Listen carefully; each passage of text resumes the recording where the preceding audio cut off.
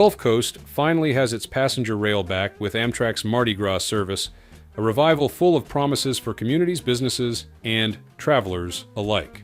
And just when the excitement couldn't get any bigger, an important announcement has just been made. Will it lift the Mardi Gras service to new heights, or bring new challenges along the way? Find out with us today on Great Train Speed. Let's ride!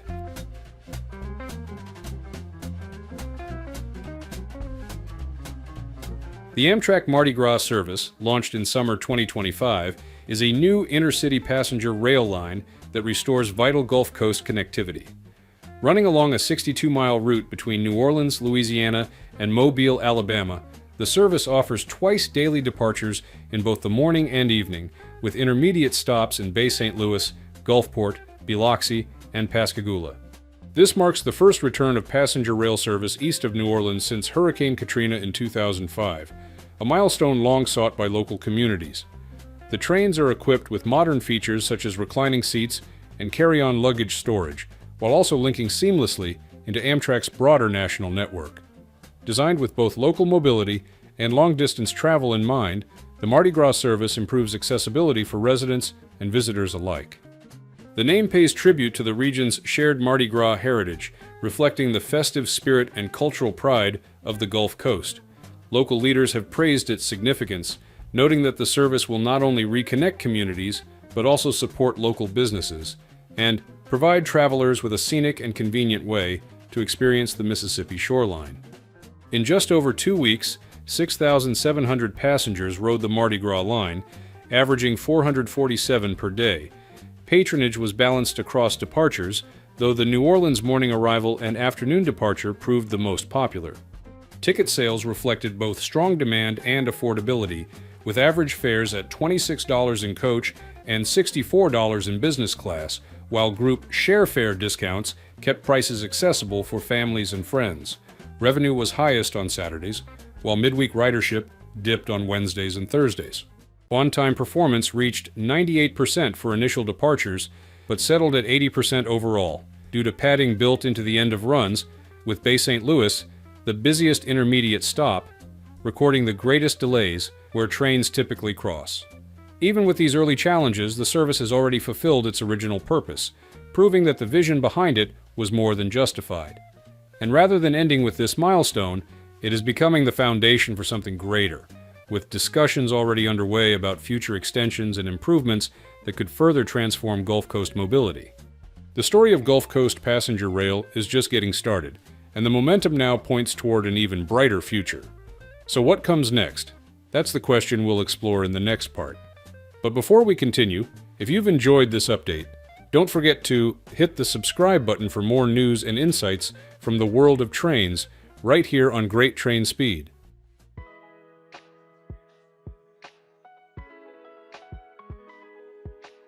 Even though the service was launched just last month, it has already surpassed expectations and is reshaping how people travel along the Gulf Coast. The train has quickly become a popular choice for locals, tourists, and football fans alike. Early ridership demand has exceeded projections, with many trains running near capacity and selling out around major events. One of the biggest draws is its convenience for New Orleans Saints home games. The train stops just steps away from the Caesars Superdome, Smoothie King Center, and the French Quarter, allowing fans to avoid the stress of traffic and parking. To meet rising demand, Amtrak has expanded capacity on its new Mardi Gras service by releasing about 170 extra tickets for Fridays, Saturdays, and Sundays when the Saints play at home. The service has proven especially popular on game days, where trains often approach full capacity, prompting Amtrak to add a new car to the train, resulting in 60 additional seats. Yet even beyond football weekends, the Mardi Gras service continues to attract strong ridership, with both day trips and overnight journeys drawing steady interest along the route. Southern Rail Commission Chairman Knox Ross noted that Biloxi has emerged as one of the busiest stations, reflecting strong local and tourist interest. Riders have praised the experience as more comfortable than driving or flying, with spacious seating, freedom to relax, and the ease of stepping directly into New Orleans' vibrant downtown. The service also provides seamless connections to long-distance routes, such as the City of New Orleans line to Chicago, further expanding travel options for Gulf Coast residents. Beyond convenience, the Mardi Gras service is delivering economic benefits to the region. Hotels, restaurants, and cultural attractions are reporting higher visitor numbers thanks to increased rail access. Jonathan Rogers of the Westin New Orleans highlighted that the service has already boosted tourism, helping the hospitality industry recover and grow. In Mobile, the train supports the city's revitalized downtown by bringing in visitors, while Biloxi benefits from its status as a key leisure destination on the Gulf Coast. Looking ahead, officials see this as only the beginning of a larger regional rail renaissance. The Southern Rail Commission is exploring ways to add even more cars during major events like the Sugar Bowl, Jazz Fest, and holiday weekends. Future expansions are also under study, including potential new corridors such as Baton Rouge, New Orleans, and Meridian, Dallas, which would further strengthen connectivity across the South. In just a matter of weeks, the Mardi Gras service has gone from a new experiment to a proven success story. With ridership already more than double initial projections, it is clear that demand for passenger rail along the Gulf Coast is booming, and Amtrak may tend to add more seats in the future. Affordable, convenient, and being a part of Amtrak's Connects US initiative, the Mardi Gras service has established itself as not just a train, but a gateway to culture, sports, and community connection across the region by 2035. What do you think about this expansion? Could it become a game-changing piece of America's rail system in the future? Drop a 1 if you believe it's the start of something big, or a 0 if you see it differently. We'd love to hear your take.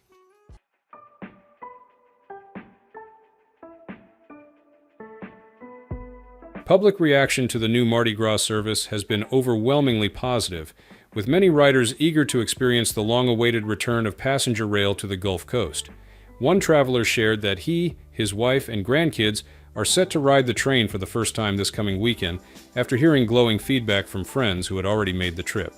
Those friends not only enjoyed the ride, but also made plans to ride again soon, an encouraging sign of growing enthusiasm. Comments like, "Always great to hear Amtrak having good days," reflect the sense of relief and excitement in the community. At the same time, riders are noticing contrasts between weekdays and weekends. One passenger described a midweek trip where only about 30 people were on board, noting that Amtrak even allowed travelers to sit in business class if they wished. "It was a Tuesday, I guess," the rider remarked, pointing out that demand fluctuates depending on the day. By contrast, weekends are already proving to be far more popular, with multiple reports of trains selling out. This surge shows that while demand is strong, the current level of service may not be enough to fully meet passenger needs. That's why voices from across the Gulf Coast are calling for the next step, expansion. Riders are openly hoping the line will extend beyond its current limits, with Baton Rouge topping the wish list. "Please let this be a sign for an extension to Baton Rouge," one supporter urged, echoing the sentiment that the service has the potential to unlock even greater opportunities if capacity and routes grow. Others are also voicing hopes for future connections, with Montgomery mentioned as another logical next stop. Together, these perspectives show not only the excitement of having trains back on the Gulf Coast, but also a clear hunger for more seats, more destinations, and more reasons to ride.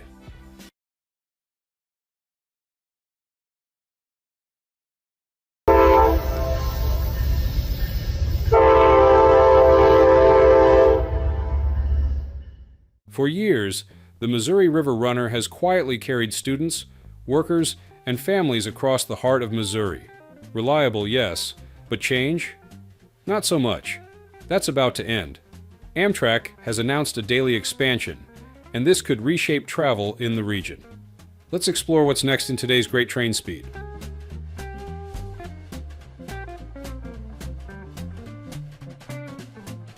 This video was made with a huge help from Aaron Frizzell Photography, Greater St. Louis area, and other creators. Be sure to subscribe to their channels and help grow the community together. The Missouri River Runner is a 283-mile passenger rail service operated by Amtrak, linking St. Louis Gateway Transportation Center with Kansas City's Union Station. Much of its eastern alignment follows the right bank of the Missouri River, offering a route that has been part of the state's passenger rail network since 1980. Originally branded as the Kansas City Mule and St. Louis Mule, it was reintroduced under its current name in 2009. Today, the River Runner operates 2 daily round-trip trains between St. Louis and Kansas City, with one train extending northward to Chicago as part of the Lincoln Service. These trains are a key component of the Amtrak Midwest brand. Performance has shifted notably in recent years. In 2023, ridership totaled 187,750 passengers, a 22.6% increase from the year before, and rose further to nearly 197,000 travelers at an average fare of $36.30. At the same time, Amtrak's nationwide on-time performance suffered, with most routes falling below the federal 80% benchmark due to freight delays.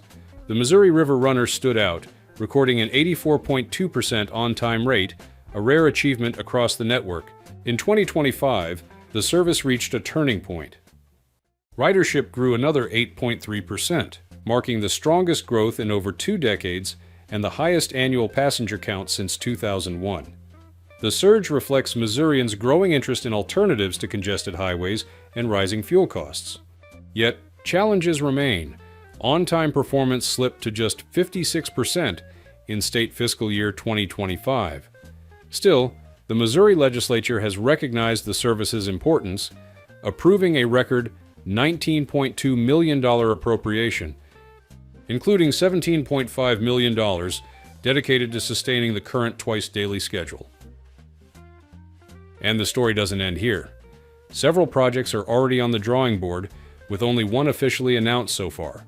So, what exactly is this project about? Let's explore it in the next part. If you're enjoying this topic, make sure to hit the subscribe button so you won't miss any updates. All the latest from the world of trains is right here on Great Train Speed.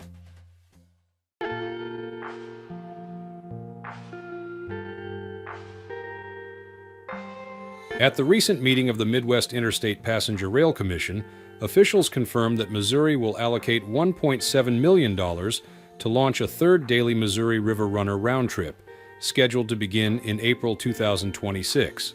This expansion marks a significant milestone for the long corridor, giving both business and leisure travelers greater flexibility and strengthening the River Runner's role as a practical alternative to driving. The funding commitment also signals long-term state recognition of passenger rail as an essential part of Missouri's transportation network. With demand steadily climbing in recent years, the River Runner is increasingly positioned to connect communities, support regional economies, and offer a sustainable mobility option. Looking ahead, the task will be ensuring that this investment translates into reliable operations. Improved on-time performance, better schedule coordination, and consistent service quality will be critical in securing public confidence and keeping ridership on its upward path. Passenger reactions to Missouri's funding of a 3rd daily River Runner reflect a mix of excitement, cautious optimism, and forward-looking hopes. Some greeted the news with simple joy, while others called it very impressive for such a conservative state government and 2 very car-dependent cities. For riders who have already used the train, the addition feels meaningful. One traveler noted they enjoyed their trip earlier this year, with only delays and a tight schedule as drawbacks, and hoped for more flexibility, perhaps even a future connection to the Lincoln service into Chicago. Others placed the expansion in a broader historical context, recalling past opposition to passenger rail in places like Wisconsin, Florida, and Arizona, and recognizing how significant it is to see investment in Missouri. Enthusiasts also looked ahead, setting an ambitious goal. The goal is 16, hourly service should be the standard, while more skeptical voices reminded everyone to remain grounded. As one commenter put it, exciting, but we are talking about Missouri here. So I'll believe it when it's scheduled. There's still time for someone in Jeff City to screw it up. With this new expansion, the train promises to offer travelers a better alternative, improved service, and shorter wait times. As a traveler, do you think these changes will make a real difference? Drop a 1 if you agree, or a 0 if you see it differently. We'd love to hear your thoughts.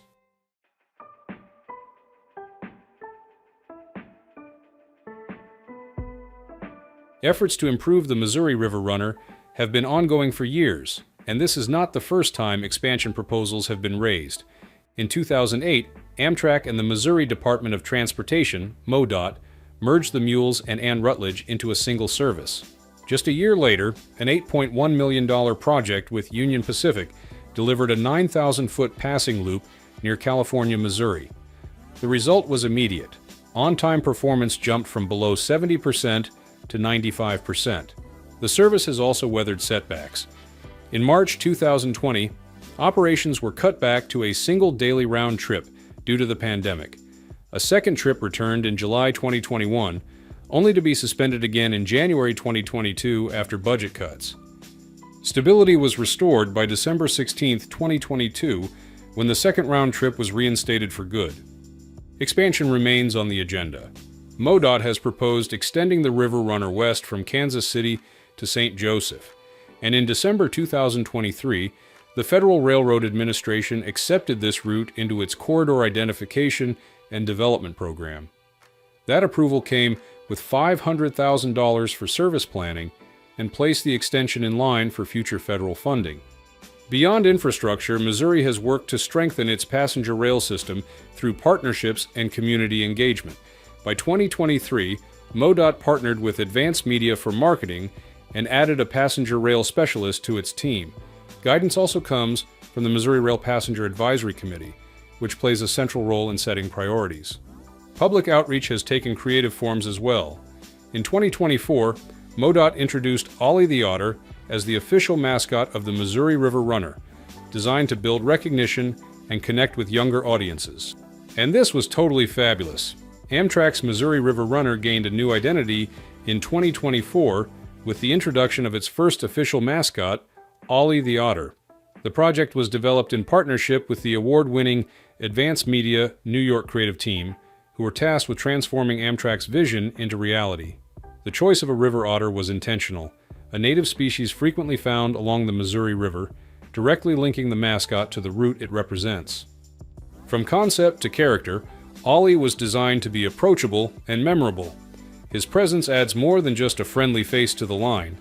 By creating a recognizable image, the mascot strengthens public awareness of the River Runner and helps broaden its appeal across age groups and communities. Ollie also provides a focal point for future campaigns, from marketing materials to educational outreach, ensuring the service remains visible and engaging. This is not the only cooperation that Amtrak has made.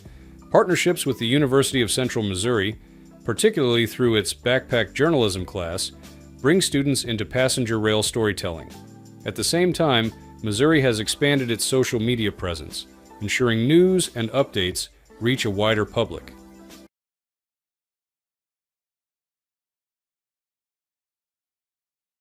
Massachusetts has been at the center of America's story, blending history, culture, and innovation. Its transportation system reflects that same mix. The MBTA offers subways, commuter rail, buses, and ferries, while highways and regional airports fill in the gaps. But for more than 10 years, one topic has dominated transportation discussions: the urgent need for expanded east-west rail service. Policymakers, advocates, and citizens have pushed for connections that link Boston with communities further west, ensuring mobility beyond the state's eastern core. At last, progress is on the horizon. Amtrak's expansion is set to become a reality. So, what's really at stake? And when will passengers start to see the benefits? That's the journey we'll take together on today's Great Train Speed. This video couldn't be made without the help of Electric Traction Trains and Travel. Be sure to give them a like and subscribe to the channel. Let's grow our rail community together. As of now, the Amtrak service that connects Boston and Albany is the Lakeshore Limited. For many riders, this train is more than a mode of transport. It symbolizes continuity, comfort, and the enduring power of connection. In 2025, the Lakeshore Limited recorded $35.8 million in operating revenue and $35.5 million in gross ticket sales, while serving 321,400 passengers. This was a modest decline compared to 2024, when ridership reached 332,600 and revenues totaled $32.1 million. Yet, despite the dip, the route continues to demonstrate strong demand and holds lasting value for the people it serves. passengers view it as more than transportation. It is a reliable companion across landscapes and opportunities, proof that regional mobility still matters. It is within this context that the East-West Rail project has gained its proposed status. Long considered one of the most ambitious transportation initiatives in Massachusetts, the project addresses a question debated for decades: how best to connect the western part of the state with Boston and its thriving economic core. More than a rail line, East-West Rail is framed as a vision of equity and opportunity, promising faster, more dependable access to jobs, healthcare, and education for rural and mid-sized communities across the Commonwealth. At its core, the proposal calls for frequent passenger service along an upgraded rail corridor, offering a true alternative to the often congested Massachusetts Turnpike. The symbolic weight is clear. This is a project about uniting diverse regions, expanding choices, and shaping a more balanced and sustainable future. Over the years, multiple studies have examined the concept, from the Northern New England Intercity Rail Initiative, which estimated infrastructure costs at $365 million, to the East-West Passenger Rail Study, which projected a far greater range of $2.4 to $4.6 billion. In April 2022, Governor Charlie Baker endorsed a path forward, finally giving the project a clear directive after years of debate. Now, with MassDOT's latest announcement, East-West Rail may be closer to reality than ever before. But before we get there, we're chasing a milestone: 15,000 subscribers. If you're passionate about the world of trains and want to stay up to date with the latest rail news and stories, don't forget to hit that subscribe button. Your support means the world to us, and it keeps this journey on track.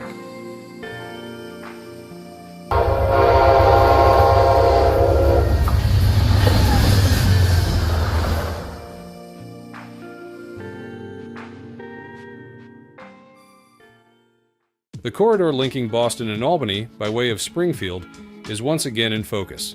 Initially, Amtrak's proposal called for 2 additional round-trip trains between Albany, Rensselaer, and Boston, supplementing the single daily round trip, trains 448 and 449, that currently operate on this route as part of the long-distance network.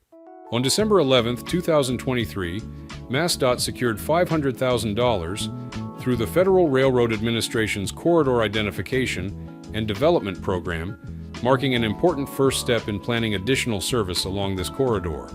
Progress continued on May 6, 2025, when MassDOT was recommended to receive a $3.56 million grant to fund Corridor ID Step 2 Service Development Planning.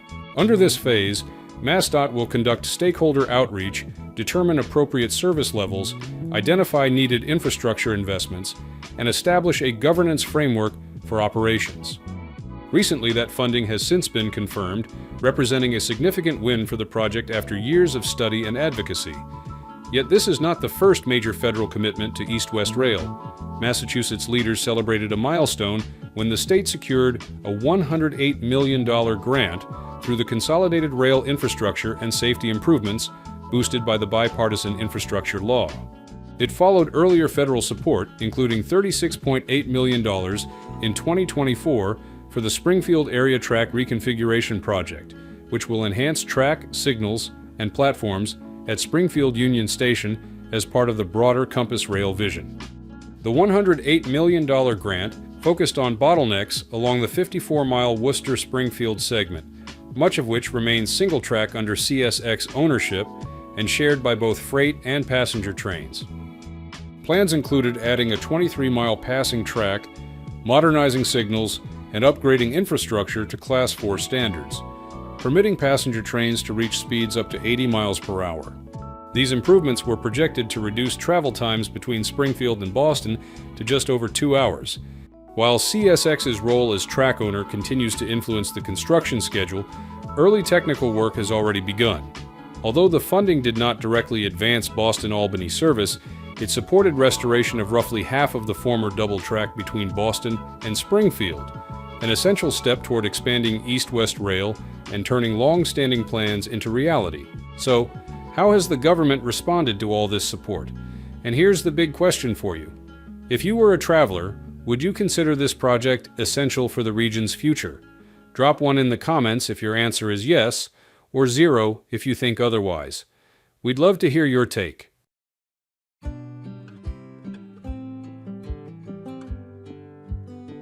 For decades, the idea of linking Boston to western Massachusetts by modern passenger rail has sparked debate, study, and anticipation. Now, with a major federal grant secured, West-East Rail is moving from conversation to concrete planning, and leaders say the impact could be transformative. They marked a new chapter for West-East Rail after securing money.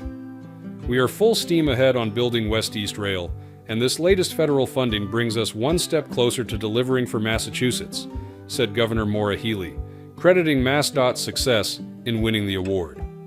Healey noted that expanded rail service will not only improve commutes and reduce highway congestion, but also spur housing development and economic growth across the Commonwealth. Lieutenant Governor Kim Driscoll reinforced that view, calling rail transformative for residents, visitors, businesses, and local economies. She pointed to the progress MassDOT has made with federal, state, and local partners in moving the long-discussed project toward implementation.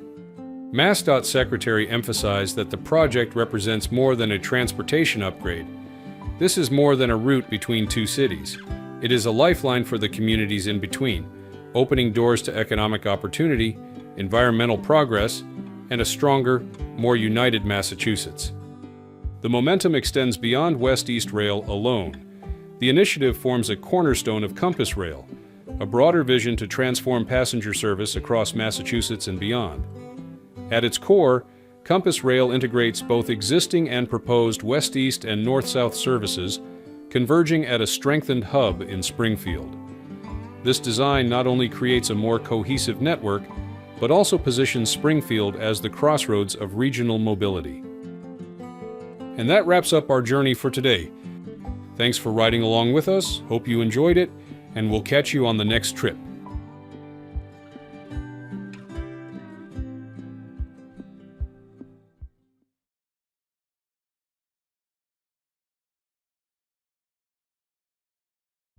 Big news for the South. A sweeping Amtrak expansion is on the table, and Atlanta is poised to be the beating heart. Think practical links, Charlotte for business, Savannah for coast getaways, Chattanooga and Nashville for music and sports, stitched to MARTA and the airport via a modernized downtown station, now under study. We'll break down who benefits first, what early phase corridors look like, and why today's planning gives this effort more traction than past, maybe someday, ideas. It is all in today's episode of Great Train Speed.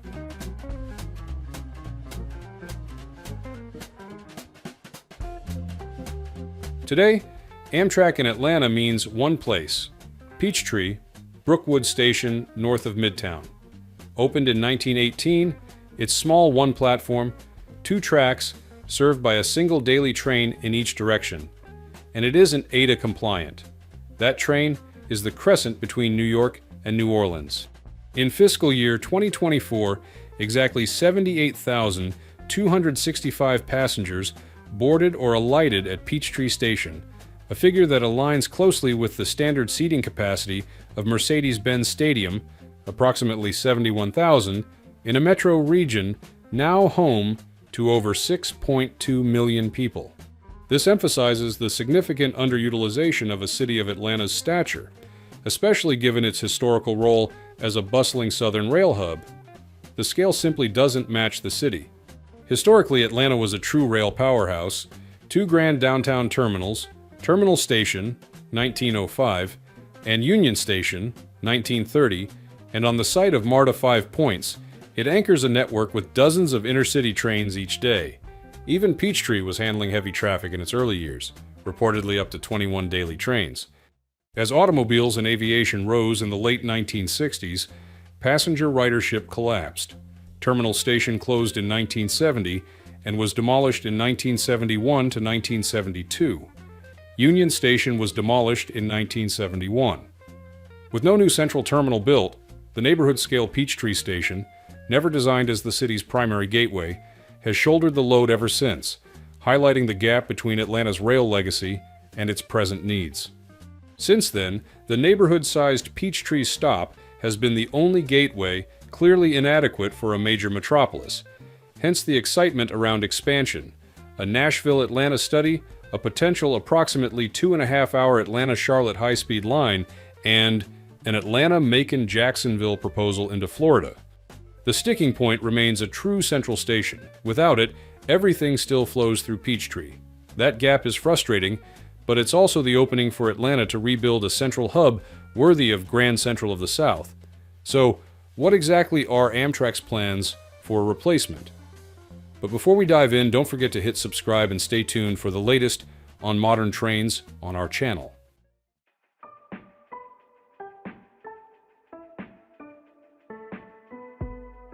In August 2025, Atlanta and the Atlanta Regional Commission launched a focused city-shaping study to pick the site for a new passenger rail station, an overdue move as Peachtree Station strains past its limits. The study zone is compact and potent. North Avenue to Memorial Drive, Vine Street to Jackson Street. Inside that rectangle are anchors that matter: Piedmont Avenue, Old Fourth Ward, multiple MARTA stations, and the Greyhound Terminal, setting the stage for a true multimodal hub with real, everyday convenience. The brief's picking up steam. The goal is to build a modern, fully ADA-compliant station with strong Wi-Fi, comfortable waiting areas, and solid security. It should plug right into MARTA Rail and Bus, the Atlanta streetcar, and the Beltline, making transfers, especially to Hartsfield-Jackson, easy and seamless. Funding and partners give this effort weight. About $625,000 backs the planning, largely federal via ARC, with a city share. WSP is steering the technical work. Sycamore Consulting is leading the community conversation. Amtrak has requested $30 million in fiscal year 2025 to secure property for a project that could reach $700 million. The aim, a recommended downtown site by December 2025. Community voices are front and center. A public survey runs through October 2025 with an interactive map for site ideas. Stakeholder sessions began in August and continue into fall. December public meetings will vet the draft recommendation.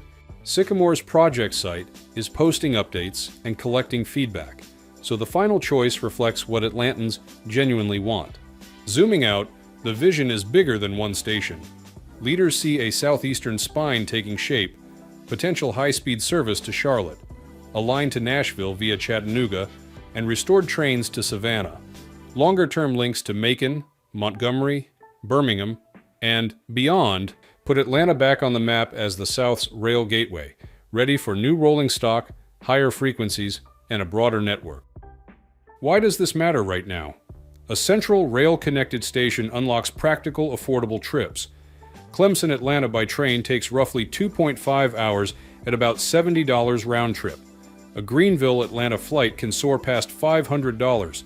Pair that with a smooth MARTA connection to the airport, clear wayfinding, and reliable headways, and you get real mode shift, feeding Amtrak's goal to double national ridership by 2040.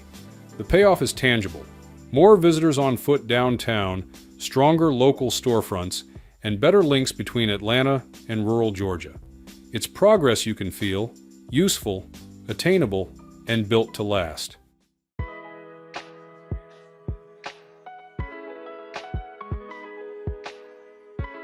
Of course, a project this ambitious comes with real headwinds securing the site, clearing environmental review, coordinating with freight railroads, and phasing construction, so MARTA, buses, and city streets keep moving. Track access comes first. Downtown main lines are owned and dispatched by Norfolk Southern and CSX, and freight moves first. For Amtrak, that means tight operating windows and limited paths. The choices are blunt. Negotiate more passenger slots with reliability guarantees, or build passenger-dedicated track, possibly a short branch into the new station. Either way, you're looking at significant capital, complex staging, and time. Real estate is the next pressure point. As private projects accelerate downtown, assembling the right-of-way for platforms, approaches, and a concourse gets harder by the month.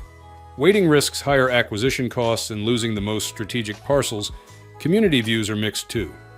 Some residents note the Crescent runs just one round trip a day and question a major spend without a bigger timetable.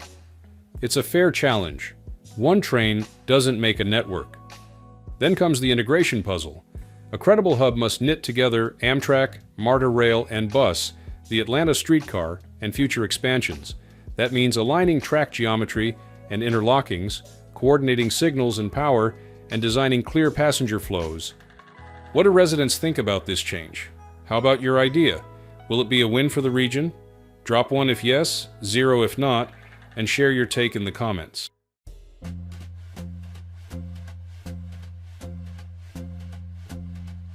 People are frustrated with today's station.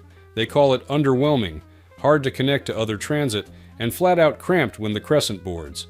That pain shows up first: crowding, poor flow, and awkward transfers. But the dominant tone is hope and urgency. Return Atlanta to Glory captures a civic pride angle.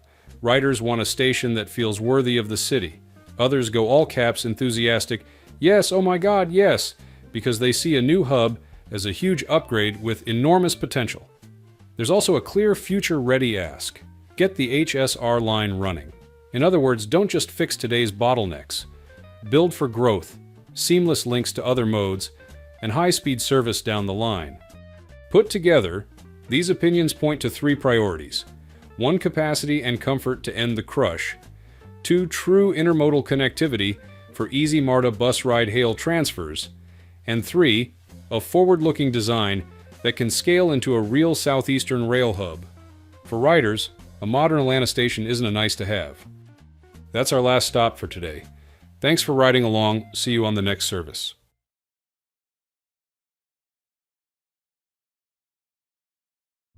The tracks are buzzing and the engines are humming. Amtrak's Capital Corridor is about to get a major upgrade.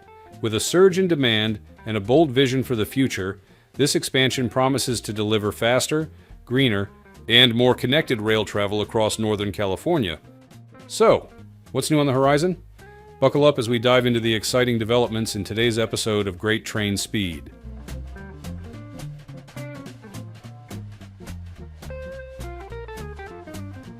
Capital Corridor, linking Sacramento, Oakland, and San Jose with extensions to Auburn, aims to add service in 2026, but faces a familiar constraint: not enough rolling stock. At the same time, Caltrain is shifting its Peninsula Corridor to new electric multiple units, freeing up diesel locomotives and bi-level coaches. The working plan is straightforward. The state, through Caltrans, will lease a small diesel fleet from Caltrain, about 3 F40PH2C locomotives paired with Bombardier bi-level cars, and assign it to the Capital Corridor. That stopgap adds capacity and operational resilience while the longer-term fleet program catches up. The documentation is already on record. Caltrain board materials detail the leasing package and annual rates, and Capital Corridor board packets lay out the coordination and timeline. So how are they pulling off a project this big? Find out in the next part of Great Train Speed. And if this caught your interest, hit subscribe so you don't miss our next update.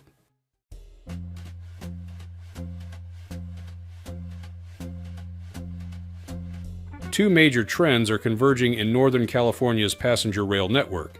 Caltrain is going electric, and as its electrified Peninsula service expands, it no longer needs the full fleet of diesel locomotives and push-pull bi-level coaches that once powered every trip between San Francisco and San Jose. Rather than paying to store, maintain, and insure idle equipment, Caltrain's staff arranged a practical solution with Caltrans: lease out the surplus so it can keep earning its keep elsewhere. That elsewhere is the Capital Corridor, which is rebuilding frequency after the pandemic slump. By mid-2025, the service had already climbed back to 14 weekday round trips, with plans to restore a 15th and expand further as track slots, crews, and rolling stock allow.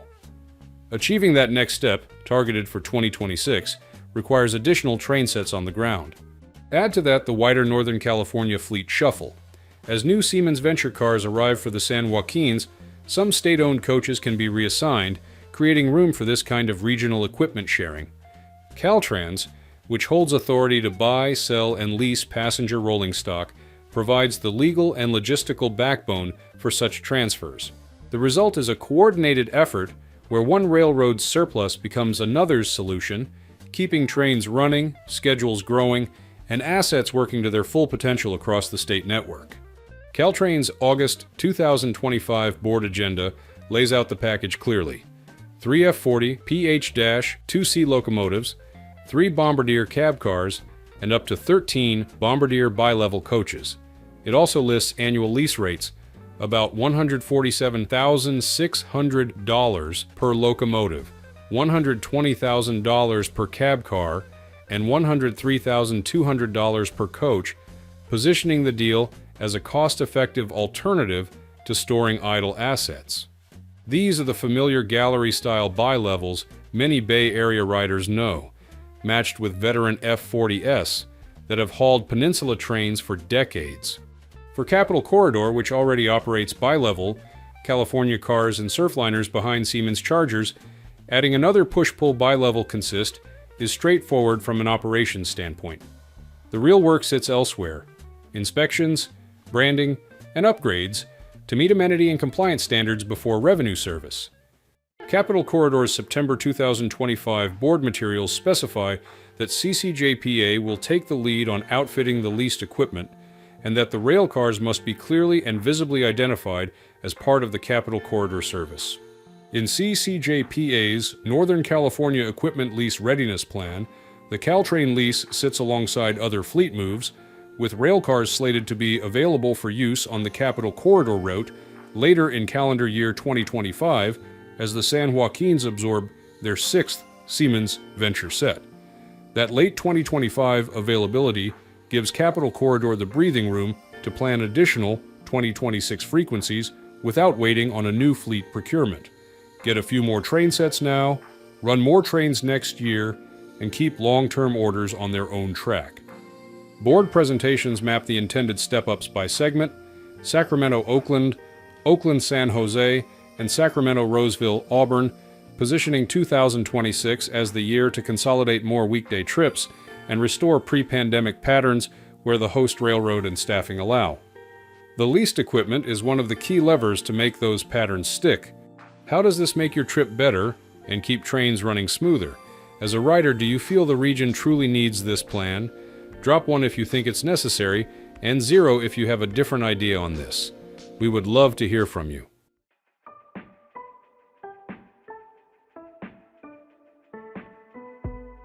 Capital Corridor's big advantage has always been its turn-up-and-go convenience between Sacramento, the East Bay, and Silicon Valley, and more trains during peak hours only make that better. With an extra set or two in rotation, the timetable can finally fill long-standing gaps, tighten connections to BART and ACE, and absorb the overflow on the most crowded runs.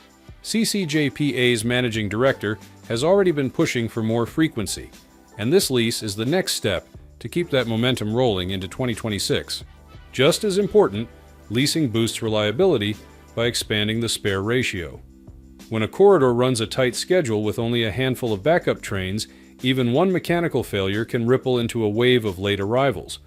More spare equipment gives maintenance crews time to work properly and schedulers the flexibility to swap in a replacement set without cutting service. That safety net is especially useful now that state-supported routes are juggling a mixed fleet of California cars, surfliners, ventures, and bombardiers. Leasing also makes financial sense. Instead of waiting years and spending heavily for a brand new order, California can add capacity right now at a modest annual cost. It's a stopgap that buys time while long-term procurement, supply chain coordination, and funding plans catch up. And following fiscal year 2025, the Capital Corridor wrapped with 1.14 million trips, up 11% year over year, and the second straight year above 1 million, edging back toward the 2019 peak of 1.8 million. Special event service to Levi's Stadium drew more than 13,200 riders for 49ers games and concerts, while weekday boardings rose as more commuters returned to offices.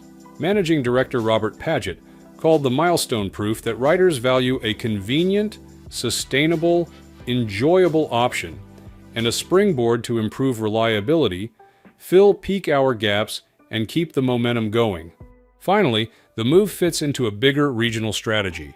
Northern California's 3 state-supported corridors, the Capital Corridor, the San Joaquins, and the Lawson-connected Surfliner Pool, are increasingly managed as one system. Deploying surplus Caltrain equipment to the Capital Corridor aligns perfectly with that fleet pooling model, and Caltrans's leasing authority makes the logistics possible. In short, this plan adds flexibility, steadiness, and breathing room, exactly what's needed to keep Northern California's rail network growing and dependable. There are real trade-offs here. The F40PH2C locomotives and Bombardier bilevels are tough, proven platforms, but they're not new, and they won't visually match California's Siemens Chargers, California Cars, or Venture Interiors. That's the exchange. Add frequency now versus wait for perfect fleet uniformity later. In practice, riders tend to accept mixed fleets when the payoff is better reliability and tighter headways. The lease also hedges against the kind of abrupt cancellations that hit both Capital Corridor and the San Joaquins in 2025 due to equipment and operating constraints. It's a preventative investment, less flashy than a fresh procurement, but often more powerful for day-to-day performance. The logic is straightforward. Avoid cancellations, protect ridership, and keep revenue steady while the larger fleet program advances. Taken together, it's a pragmatic, no-regrets approach.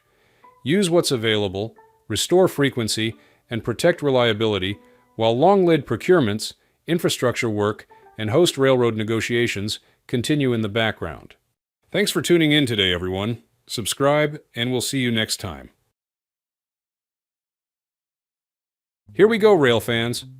After years of anticipation and countless delays, Amtrak has just dropped huge news about its route between New York City and New Orleans. This announcement could reshape how thousands of travelers move across the country, so let's dive in and see what this is all about in today's episode of Great Train Speed.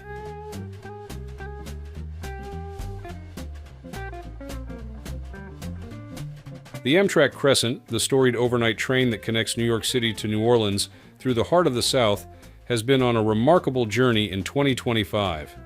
After welcoming 303,098 passengers in 2024, the new year brought not just steady growth, but a surge of travelers rediscovering the beauty and comfort of long-distance rail.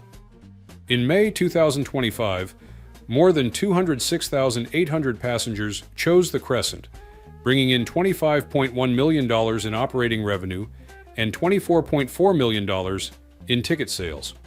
Just a month later, June saw that momentum accelerate, with ridership jumping to 234,800 and revenues climbing to $29.3 million. By July, the summer peak was in full swing, with 265,400 passengers filling the cars and revenues soaring to $33.7 million. In 2024, Amtrak released its Host Railroad Report Card for the year 2024, a document that once again highlighted the long-standing tension between freight and passenger rail in the United States. When Amtrak was created in 1971, part of the bargain was that passenger trains would be given dispatching preference over freight. Yet more than 50 years later, this promise remains unfulfilled. According to the report card, freight interference caused over 850,000 minutes of delay to Amtrak passengers in 2024 alone, a staggering figure that the report compared to watching Titanic back-to-back more than 4,500 times.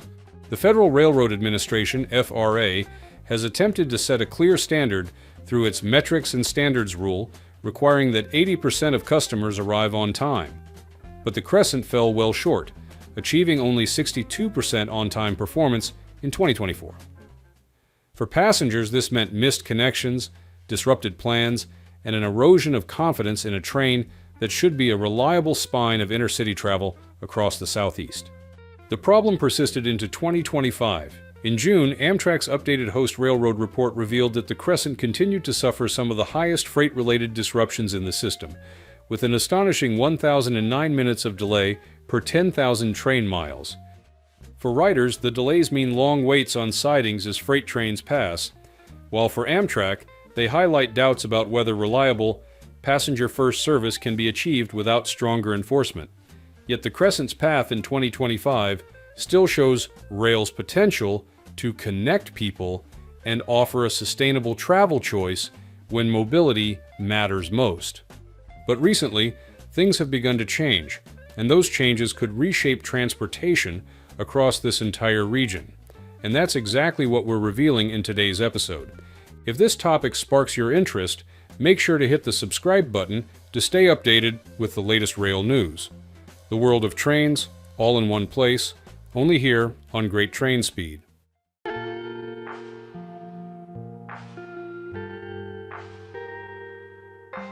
The U.S. Justice Department has announced what could be a turning point for Amtrak riders on the Crescent route. Norfolk Southern has agreed to give passenger trains the highest priority over its freight traffic, settling long-standing allegations that the company regularly delayed Amtrak trains in violation of federal law. For passengers, this is more than a legal matter. It's about reliability on one of the nation's most iconic routes. The Crescent stretches 1,377 miles from New York City to New Orleans, linking 33 towns and cities. Yet for years, travelers endured frustrating delays as Norfolk Southern, which controls 1,140 miles of the corridor and dispatches all train traffic, often put its freight ahead of Amtrak. These delays not only disrupted journeys but also undermined public confidence in passenger rail. The Biden administration, which has made expanding passenger rail and advancing high-speed projects a priority, filed suit in July 2024. Federal law already guarantees Amtrak preference over freight, but officials argued that Norfolk Southern's repeated failures caused widespread delays that harm and inconvenience train passengers, negatively affect Amtrak's financial performance, and impede passenger rail transportation. Under the settlement, Norfolk Southern has committed to a series of reforms designed to restore trust.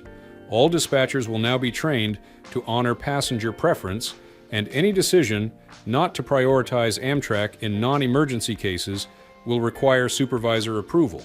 The railroad must also share detailed records of delays with the Justice Department and work hand in hand to address their root causes. Perhaps most importantly, Norfolk Southern's Vice President of Compliance will certify annually that the company is meeting its legal duties. This added layer of accountability creates not just oversight, but also hope. Hope that trains on the Crescent will finally run with the punctuality and reliability passengers deserve. For Amtrak riders, the agreement represents a chance to move beyond years of delays and toward a future where passenger rail can truly deliver on its promise. So, what is the government saying about this? Are they taking a firm stance, or just leaving it at vague promises? Could new policies or funding shifts be on the horizon? And perhaps the bigger question is, will their words actually translate into real change on the ground?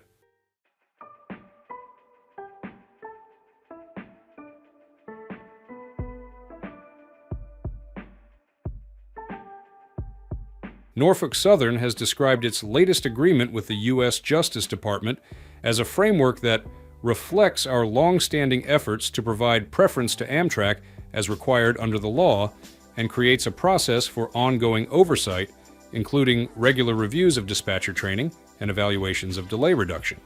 The settlement comes after years of criticism that the railroad repeatedly failed to give Amtrak priority on the Crescent route. Assistant Attorney General Brett Shumate emphasized the broader importance of the decision, stating that Americans traveling by train are entitled to trips free from delays caused by railroads failing to give Amtrak preference over freight trains. He noted that the settlement, combined with measurable performance gains on the Crescent route, shows the Justice Department's commitment to protecting passengers and strengthening rail service reliability. Federal law clearly requires Amtrak trains to be prioritized over freight, yet the department previously documented widespread violations that disrupted journeys, harmed Amtrak's finances, and limited the promise of passenger rail. The scale of these delays was evident in 2023, when the Crescent carried 266,000 passengers, but only 24% of its southbound trains operating over Norfolk Southern-controlled track arrived on time. Amtrak, however, reports the performance has already improved since the case was filed. On the Crescent alone, Norfolk Southern-related delays are down 34% year over year, while freight train interference has been cut by more than half. Across all Norfolk Southern-hosted routes, delays decreased 26%, FTI fell 42%, and ridership climbed 2%, signs of renewed passenger confidence. Amtrak praised the outcome, saying it appreciates NS's concrete steps to improve performance under its DOJ agreement and reaffirmed its commitment to working jointly to deliver better service. Passengers are seeing the difference. From 2024 to 2025, delay minutes on the Crescent route dropped by 53%, marking one of the sharpest improvements in years. By requiring Norfolk Southern to train employees, obtain supervisor approval for any dispatching decision that does not prioritize Amtrak, and provide detailed delay records, the framework introduces a stronger system of checks and accountability. For passengers, it offers more than legal compliance. It signals hope for a future where Amtrak's Crescent and other long-distance trains can run with the reliability and dignity travelers deserve. And that's all for today. Thanks for watching. I hope you enjoyed this update. I'll see you next time, and until then, stay safe and keep your passion for trains on track.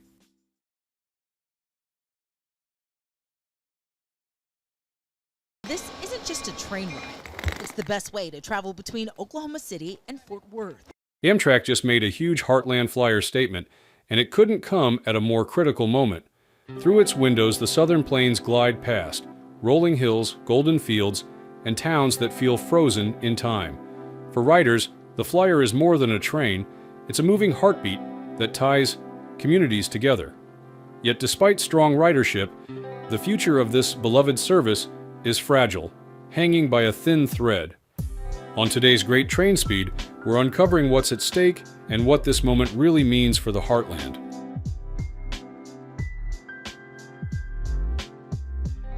The Amtrak Heartland Flyer is more than just a train. It's a daily lifeline linking Oklahoma City and Fort Worth across 206 miles of the Southern Plains. Since its first run in 1999, more than 1.7 million passengers have boarded, showing that even in a car-dominated region, the comfort and convenience of rail remain in demand.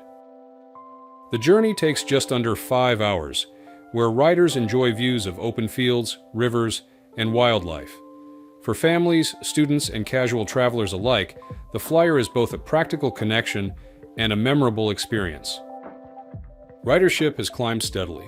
Amtrak's 2024 report confirmed year-over-year gains, and momentum accelerated in 2025.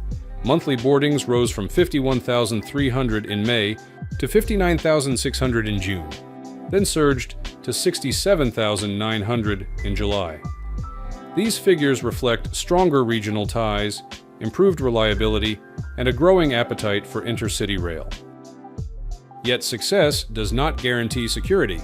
Texas lawmakers recently cut all state funding from the upcoming budget, even though Texas contributes less than half of the Flyer's $2.5 million operating cost, with Oklahoma covering the rest.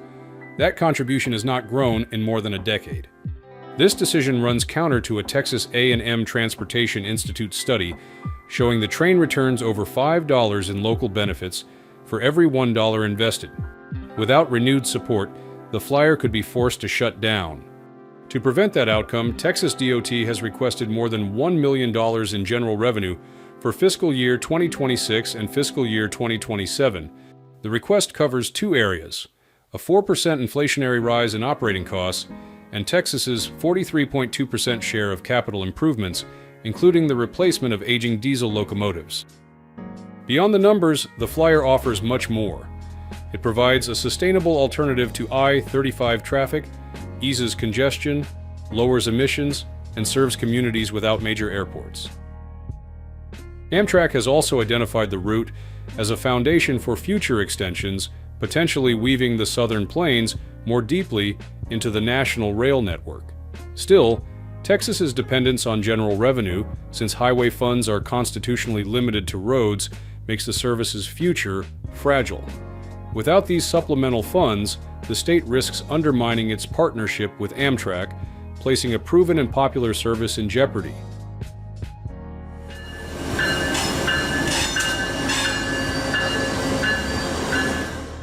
Fortunately, the Amtrak Heartland Flyer secured an important lifeline.